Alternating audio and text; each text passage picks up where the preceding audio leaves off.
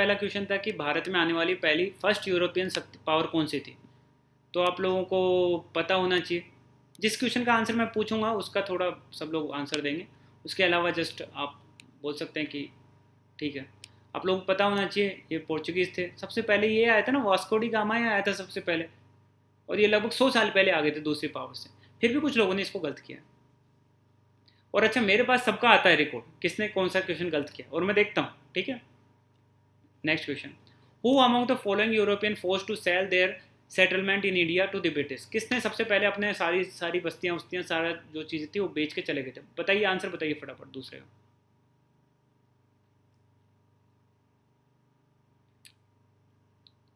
हाँ, डेनिस है। Very good. बताया, ये भी चीज़ मैंने बताई हुई है ना। डेनिस थे। फ्रेंच के साथ तो युद्ध लड़ना पड़ा। पोर्चुगीज़ को पहले हरा दिए थे डच। डच को इन लोगों को सेटल करके बोल दिए कि आप इंडोनेशिया ले लो, हम भारत लेंगे। ठीक है। ये देखो कौन सा गवर्नर था जिसने पॉलिसी ऑफ इंपेरियलिज्म स्टार्ट की, साम्राज्यवाद। मतलब सबसे पहले इंटरेस्ट लेने लगा था वो कि भाई हाँ क्या चल रहा है। सॉरी, पोर्चुगीज पोर्चुगीज पूछा कि किसने सबसे पहले कब्जा किया था। अल्फेंसो दी अल्बुकर्की। अल्बुकर्क भी बोलते हैं, अल्बुकर्की है उसका नाम। अल्बुकर्की होगा, बताया था मैंने। अल्मीडा तो पहला पहला गवर्नर था, दूसरे वाले ने गोवा पे कैप्चर कर लिया था। ठीक है, good. Next question. Who among the following was the first European to initiate the policy in the true sense of taking part in quarrels of Indian princes with their new to acquire territory। सबसे पहले India में जो लड़ाई लड़ रहे थे आपस में लोग, राजा महाराजा, उनमें सबसे पहले इंटरेस्ट किसने स्टार्ट किया लेना? लॉर्ड क्लाइव, डुप्लेक्स, अल्बुकर्की या वॉरेन हस्टिंग? मैंने बताया था डुप्लेक्स ने तो सबसे पहले उसी का इंटरेस्ट स्टार्ट हुआ था फ्रेंच का, और वहीं से सारी की सारी लड़ाई स्टार्ट की होगी। उसने अरकोट में इंटरेस्ट लेना स्टार्ट किया था, उसने निजाम में इंटरेस्ट लेना स्टार्ट किया था। ठीक है। With reference of the following entry of European powers which one of the is not correct. क्या पूछा? Not correct. पहला क्वेश्चन है पोर्चुगीज कैप्चर्ड गोवा इन 1499। यही गलत हो गया यार। 1506 या 7 पता नहीं, कुछ ऐसा था ना साल, उसमें इन्होंने कैप्चर किया था कुछ बाद में। तो पहला स्टेटमेंट ही नॉट करेक्ट पूछा है, याद रखिएगा, जो गलत है 1505। ओके, ठीक है। ये तो दूसरा तो सही है, अल्बुकर्की ने तो अबोलिश किया था ना सती प्रथा को गोवा से। और डच दूसरे आए थे इंडिया में। ठीक है। और 1619 में, सही बात है, पहली फैक्ट्री खोली थी सर थॉमस रॉय ने। तो आंसर क्या होगा? 1499 में थोड़ा ना हुआ था, गलत पूछा था इसने, है ना। ठीक है। द बैटल ऑफ वांडीवास किस किस के बीच में लड़ाई लड़ी गई थी? ये तो पता होना चाहिए, इजी क्वेश्चन था ये। फ्रेंच और ब्रिटिश के बीच में लड़ी गई थी ये तो। ठीक है। ये कब लड़ी गई थी? जब तीसरा कर्नाटिक वार हो रहा था, उसी के अंदर एक वांडीवास की जगह है, वहाँ पे लड़ाई लड़ी गई थी, तो इसलिए ये हो गई। फिर which of the following European powers was flared up the first Carnatic war. First Carnatic war की शुरुआत कैसे हुई थी? मैंने बताया था, वहाँ पे लड़ाई लड़ने लग गए थे ये लोग, यूरोप में लड़ाई लड़ने लग गए। और वो कौन सी चली थी? Austrian succession, war of Austrian succession start हो गई थी वहाँ पे, और उस वजह से पहले इंडिया में भी लड़ाई स्टार्ट हो गई। ट्रीटी ऑफ पेरिस तीसरे कर्नाटिक वार के बाद में स्टार्ट हुई थी। पहले के बाद में कौन सी हुई थी? एक्सला चैपल। ठीक है। दूसरे के बाद में कौन सी हुई थी? दूसरे के बाद में बताओ, मैं भी भूल रहा हूँ। दूसरे के बाद में कौन सी हुई थी? Treaty of Madras, Pondicherry. Okay, right right. Treaty of Pondicherry, और तीसरे के बाद में ये हुई थी treaty of Paris. 9th question. Sericulture या सिल्क किसने स्टार्ट किया था? पूछा हुआ क्वेश्चन है, टीपू सुल्तान ने स्टार्ट किया था। Next question. Which one is not true about the Mysore.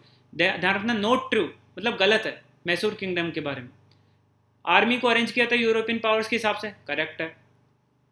उन्होंने लीजेंडरी मैसूर मिसाइल स्टार्ट की थी, सही बात है। They never had an ambition of expansion, नहीं वो तो फैलाते रहते थे ना, इधर उधर लड़ाई लड़ते रहते थे, हारमोनी में तो कभी रहते ही नहीं थे।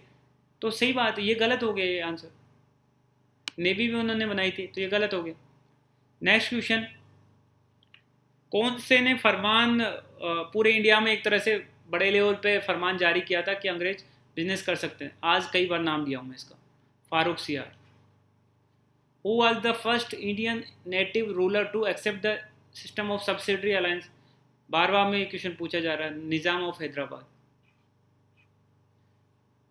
कौन से मुख्य कारण हैं पतन के?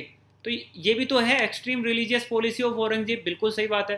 वीक सक्सेसर ऑफ औरंगजेब, सही बात है। उसी इसके बाद में जब औरंगजेब मर गया तो उसके बाद दुर्रानी और नादिर शाह ने अटैक करने लग गई, ये भी सही बात है। तो ऑल ऑफ द अबव होगा ना इसका आंसर। ये सारे मेन कारण थे। मैंने जब आपको उस टाइम पे जो क्वेश्चन दिया था उसमें औरंगजेब की जगह अकबर लिखा था, यहाँ पे भी कुछ चेंजेस थे, तो इस वजह से उस टाइम पे आंसर बी था, पर मैं थोड़ा इसको थोड़ा सा चेंज किया। विच of the following statement is correct about the third battle of Panipat? Third battle of Panipat के बारे में कौन सा कथन सही है? लास्ट वाला कथन ही है कि ब्रिटिश डायरेक्टली इन्वॉल्व नहीं थे, पर उनको सबसे ज़्यादा फायदा मिला इसका। ठीक है। Who among the following Europeans were the last to come to pre independence India as a trader? सबसे लास्ट में कौन से आए थे? फ्रेंच आए थे, राइट? ओके। सबसे पहले पोर्चुगीज, फिर डच, फिर इंग्लिश, फिर फ्रेंच। ठीक है, ऑर्डर याद रहना चाहिए। ट्रीटी ऑफ सालबाई कौन से युद्ध के बाद में हुई थी? मराठाओं के साथ ही हुई थी। कौन से युद्ध के बाद में हुई थी? फर्स्ट के बाद में। ठीक। शिवाजी के बारे में कौन से कथन सही है? ये पहले भी मैं कर चुका हूँ, क्वेश्चन को दे भी चुका हूँ। पेशवा नहीं बने थे वो। पेशवा कैसे? वो तो किंग थे। तो तीसरा हटाओ, इसमें से तीसरा हटा दिया, इसमें से तीसरा, तीन में से तीसरा हटा दिया, तो आंसर ये होगा। टीपू सुल्तान ने किसके साथ में सीक्रेट एग्रीमेंट कर लिया था? नेपोलियन के साथ में। ये पता होना चाहिए आपको। एडमिनिस्ट्रेटिव काउंसिल क्या कहलाती थी टीपू शिवाजी की? अष्ट परिषद, आप लोगों को पता है। ट्रीटी ऑफ एक्सला चैपल कब हुई थी? फर्स्ट कर्नाटिक वार के बाद में। Which European power is the founder of the Pondicherry? Pondicherry किसने बनाई थी? पोर्चुगीज ने क्या बनाया था? गोवा। ब्रिटिश ने क्या बनाया? कोलकाता।